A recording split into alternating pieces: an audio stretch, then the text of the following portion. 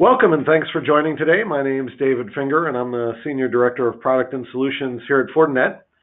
I want to take this opportunity to share with you a presentation, the ABCs of email security, focused on advanced threat, business email compromise, and content disarm protections that we shared with some of you probably earlier this year at our Accelerate 2018 partner and customer conference.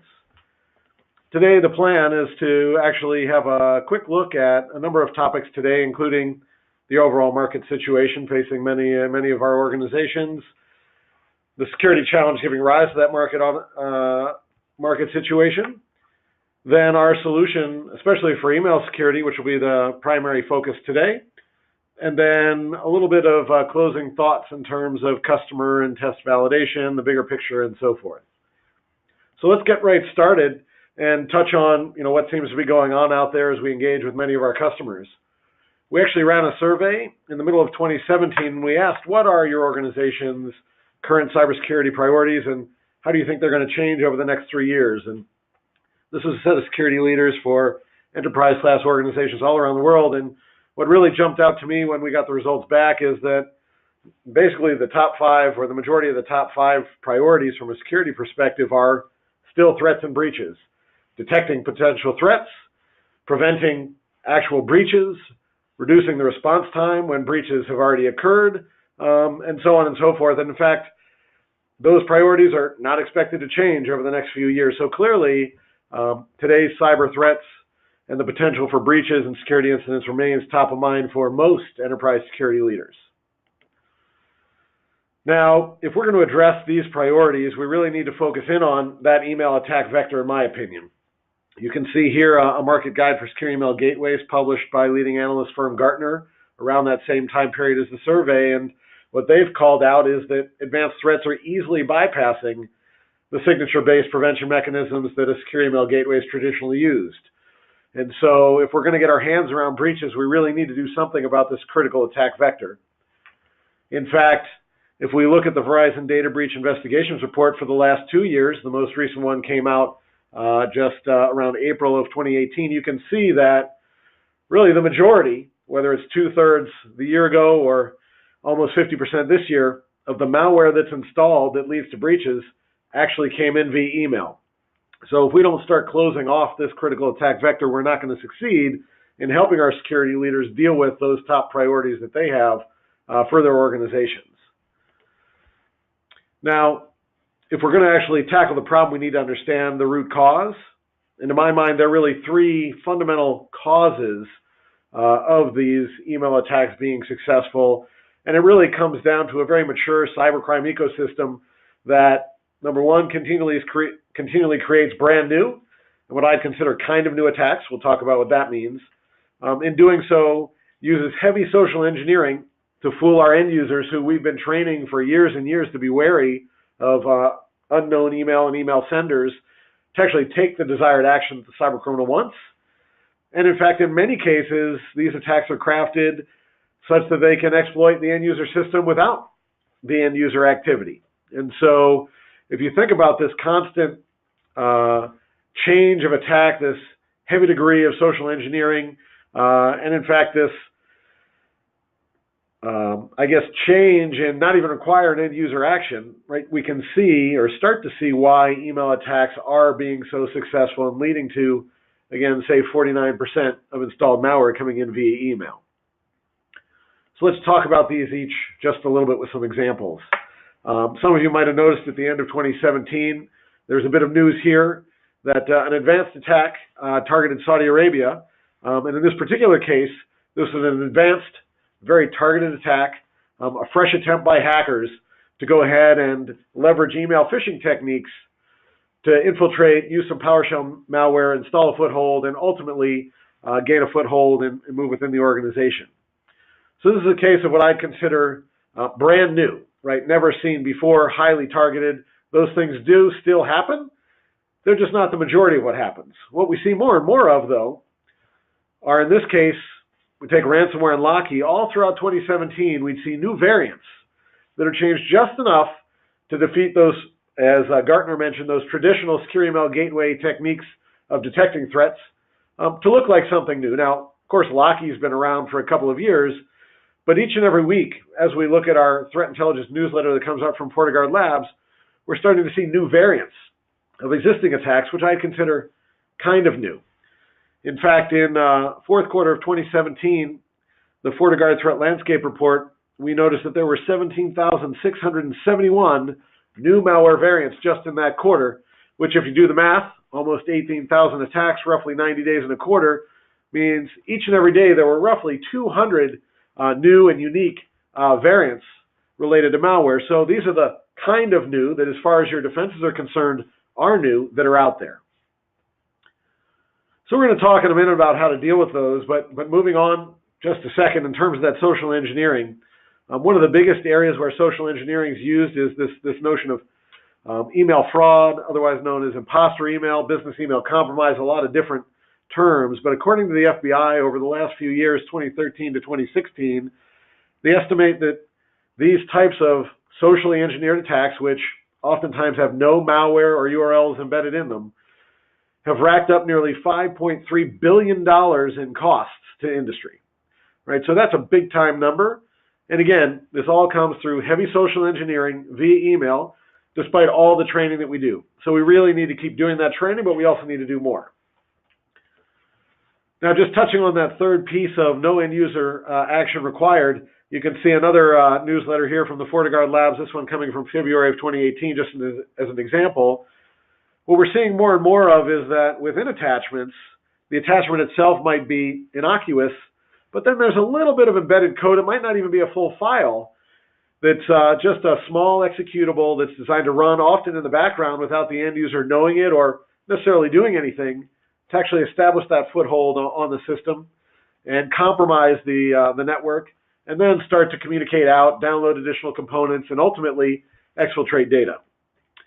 So this is what I mean when I talk about the new and kind of new attacks with heavy social engineering in many cases, such as business email compromise, and often requiring little to no end user activity based on embedded executable code, for example.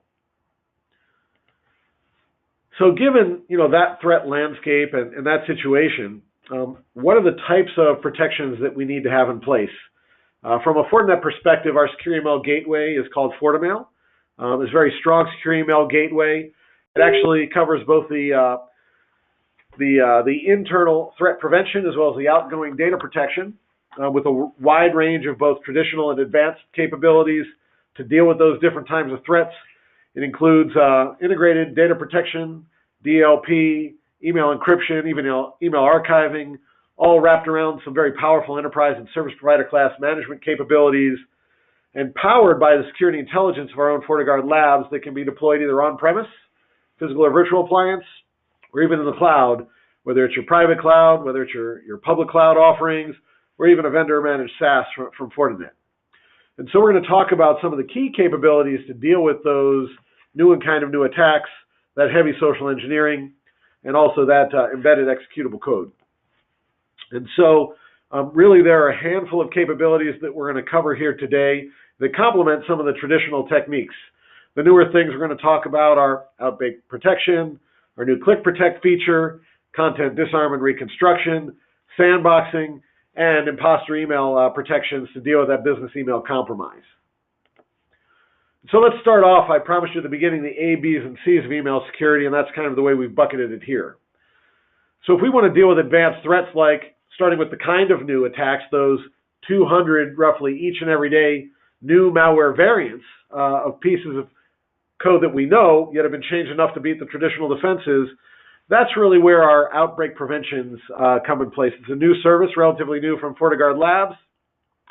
And really it's designed to give you access to the up-to-the-minute intelligence about emerging campaigns, emerging malicious attachments that may not have found their way yet into sort of the inline protections that get updated on a regular basis. So this is a real-time query to deal with those emerging attacks, the kind of new things we see each and every day. Then if we want to take it a step further, we want to deal with the true new attacks like the one that hit the Saudi government, right? That's where we're recommending for advanced threat protection the sandbox capability, right? So that outbreak prevention is good for emerging attacks that have hit the labs, But if you want to start dealing with the things that might not have hit our labs yet, that might be targeted just for you, that's where your sandbox analysis for embedded URLs, for brand new attachments, for email campaigns that have never been seen before they reach you, right, come into play. That's the type of technology you need. So in terms of the A in dealing with advanced threats, your outbreak prevention and your sandbox capabilities are definitely things to be looking for. Then, right, we've talked about attachments. How about URLs? Not only can you sandbox those URLs, but obviously those web properties are very dynamic. The URLs can be quickly and easily changed anytime you register a new domain or subdomain or even web page to download malware. And so that's where we've got this new Click Protect feature. This complements your sandboxing of URLs. And basically, certainly when an email is delivered and it contains an embedded link, we'll check that rating and we'll make a judgment as to whether or not to deliver the message. That said, email might sit in an inbox, say, over a weekend. That's a common technique. Send on a Saturday. Ensure that you've passed the defensive filters. Then actually turn the URL that's there or the web page for that URL into a malicious site by posting your malicious code on a Monday when people get into the office. And so this Click Protect feature is going to re-rate your URLs and ensure that at the time the end user actually tries to visit it, we've got the very latest rating available to identify changes in those websites that might become malicious. So for advanced threats, you've got your outbreak prevention, you've got your sandboxing, you've got your Click Protect. Now, moving on to our Bs and dealing with that business email compromise, that email fraud we talked about, that $5.3 billion industry that the FBI noted. There are definitely a number of protections that have been in the product. Sender authentication is definitely a necessary foundation. Your support for sender policy framework, DMARC, DKIM, things like that. Right? Those are definitely important ways to make sure that your email is coming from a legitimate sender. That said, it's not enough on its own. It's very easy, and there are a lot of techniques designed to actually make the email look like they're coming from a legitimate sender when they're not. So that's things like using cousin domains, say having a 0 in place of an O in a domain name, things like that. Definitely also impersonating CEOs, changing the display name. And so that's where there's some new capabilities in our FortiMail 6.0 to go beyond the typical sender authentication to actually do some dynamic automatic impersonation analysis based on machine learning and dynamic lists and matching, a very powerful capability that goes beyond that sender authentication as a foundation. So to deal with the B, or that business email compromise, you definitely want to be looking for these types of protections against email fraud. Just kind of closing up on the C in the ABCs, we've got the content disarm and reconstruction. And so we talked about this embedding very small bits of executable code within innocuous documents. We actually have the opportunity with this content disarm capability to extract that active code, but then still deliver the original document in its initial form or original format. And so this is definitely an important protection to have. It's a great way to buy yourself time for more advanced techniques like sandboxing to, for example, let's go ahead and remove active code that might be a risk, then go ahead and concurrently run things through the sandbox while it's delivered to the end user. And before we actually release from quarantine, say, an original version because the end user thinks that that file is necessary with its active code, we can go ahead and make sure the sandbox has done its deeper analysis of the actual email. And so this is a case where we can either neutralize the URLs within it, remove macros. We support basically the full Office document set or Office file types, as well as PDF types and other things like that. So a very powerful capability. Of course, you might want to consider taking the opportunity to set up some exceptions. If you've got, for example, internal email that the finance company uses, oftentimes with macros and Excel files, maybe that's not a place to apply your content disarm. But certainly when you've got incoming traffic to individuals that are outside of certain departments like the finance group, that's a really good place to be applying that content disarm to get to a more aggressive security posture on these email attacks that contain embedded code. So these ABCs are actually complemented, as I had mentioned early on, by a full set of data loss prevention, including smart identifiers for personal information, preset templates and rules for a lot of the common regulations, as well as very robust file fingerprinting for unstructured data as it is in terms of intellectual property, along with the ability to handle and deliver encrypted email using either the traditional gateway-to-gateway TLS/SMIME or, the more sophisticated identity-based encryption for stronger security of that sensitive information in transit. And we'll even include email archiving for those of you that need to retain email messages for a set period of time, either for regulatory reasons or for legal reasons. So that rounds out the feature set.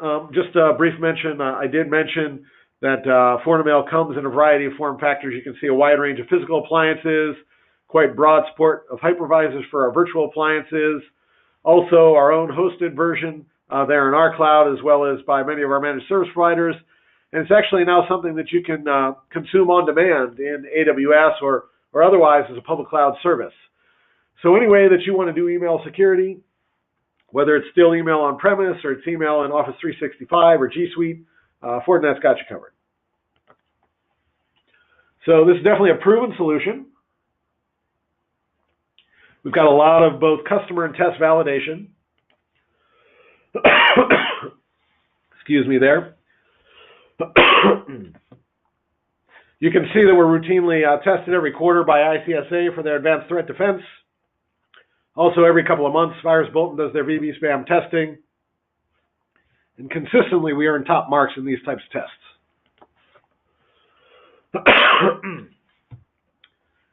We cover organizations large and small. For years, for example, this Global 500 financial services, a well-known brand, was actually experiencing roughly 10 compromised PCs each and every day that they needed to re-image. And that was simply untenable, both from a security as well as a help desk perspective. So they put FortiMail and FortiSandbox in place, and basically that solved their problem that they'd been experiencing for the previous 12 to 18 months. They found it to be highly effective in a POC. They did rigorous testing with many of the quote-unquote leading solutions that were out there along with FortiMail, and they found ours to be one of the most mature and well-integrated. So definitely very good at dealing with these targeted attacks. Like, again, we saw the Saudi attack at the outset, very powerful capability when you've got a very large brand and you've got a target painted on your back. We're also very successful, though, in the average enterprise, I'd say. In this case, it's roughly 6,000 or so employee health system with 24 facilities. They actually had a broader project to improve security, do segmentation, add in SSL inspection, and they were also struggling with ransomware. So they were certainly looking at both GDPR compliance as well as dealing with the ransomware threat. And they went ahead and selected both the FortiMail and FortiSandbox along with the flagship FortiGate.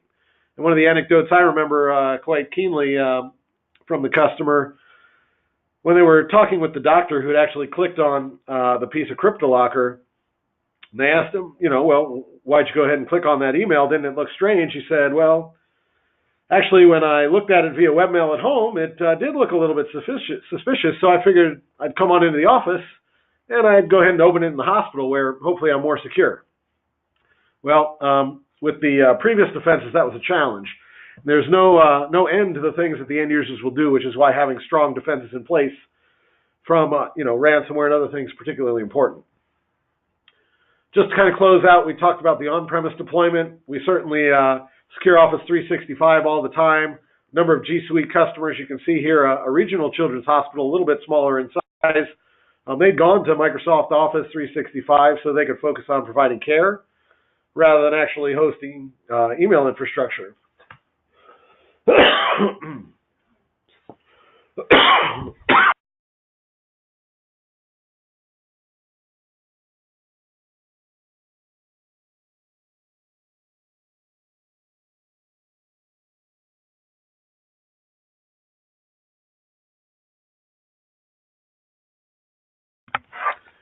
So it's not just on-premise deployments.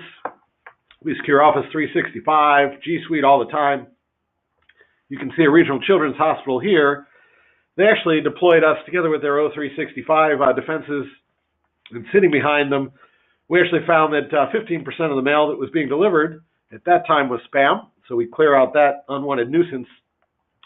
But also hundreds of pieces of known malware, and even thousands of new pieces of potential malware flagged by the sandbox that was headed towards the executives. So this was a hugely important POC and protection that they put in place using our cloud service.